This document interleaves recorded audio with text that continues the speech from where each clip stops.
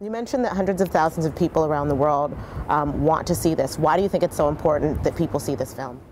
I think that it's important for those reasons that I did the film, because this is a family that has nuance, that has strength, that has weakness, that we can relate to as people who are hopefully connected to some sort of family unit. And of course it's important to understand how necessary tolerance is for any kind of civilized society. And my son thinks that he can somehow leave his past behind him in going to university. And he goes to university and has to confront his past straight on, head on. And then the family becomes involved and this tremendous secret is revealed, which I won't reveal here. Right. And it becomes a compelling drama. Danny Glover is wonderful in a role which is completely to the opposite of his political bent. Danny, being one of our most progressive members of the Hollywood community, finds himself as a very reactionary university administrator. Yes, and he plays it with a relish. Yes, he does. Islam in America right now has largely taken, especially after 9/11, taken on the face of the Middle East. So we haven't seen a lot of African American Muslims, and especially seen their stories being told on film. How important do you think that that was, and especially for what's going on right now in the world with Egypt, etc.? What do you think? What do you think about that? I think that it's exceedingly important that we realize the many faces of Islam.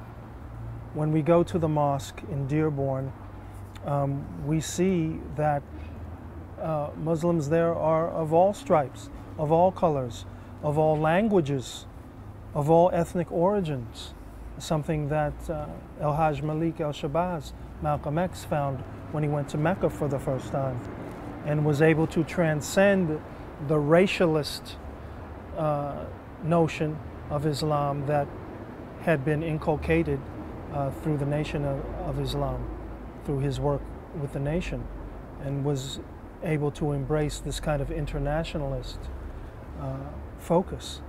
And that's the same in this film when we go to the mosque in Dearborn, which, oddly enough, just last week was under threat. A man was found with explosives in the parking lot of the same place where we shot. So, you know, it strikes us in a very, very personal way, this idea of tolerance, of acceptance. Okay, so it is Black History Month. I know that there are tons of people in African American history who are being celebrated and lauded and have been in the past, but is there anyone that you feel like hasn't been celebrated or lauded enough that you'd love to see celebrated? You know, yesterday was February 6th, and there was a lot of hoopla about Ronald Reagan. It was what would have been his 100th birthday yesterday. But it also happened to have been the birthday of a man I consider to be my patron saint, Mr. Robert Nesta Marley, aka Bob Marley, who I think is without parallel in terms of his articulation of love through revolution, love through liberation. Bob had a lyric for every human dilemma, and that's why Bob continues to resonate in the same way that he did when he was on this planet. And he's been off of the planet now for 30 years. And there's no place on this earth that you can go where you do not hear Bob Marley. And I think we need to recognize that. If there's a Ronald Reagan Presidential Library, there should be a Bob Marley Presidential Library as well. What's your favorite Bob Marley lyric or song? Get up for your rights. Get up, stand up, don't give up the fight. Sounds good to me. Yeah. All right. And then going back to MOOZ-Lum, to talk a little bit about the cast. The casting was done very believably with you playing Evan Ross's father, Nia Long, as the mother. Do you want to talk to us about how the three of you came together and the gelling of it, and maybe how the casting went and what your... You know, it was particularly challenging because not only did I play opposite my elder children, but I played opposite my younger children as well. So, you know, we're gelling a family unit of 4, and then we're gelling a family unit really of 6, because we're talking about younger actors as well.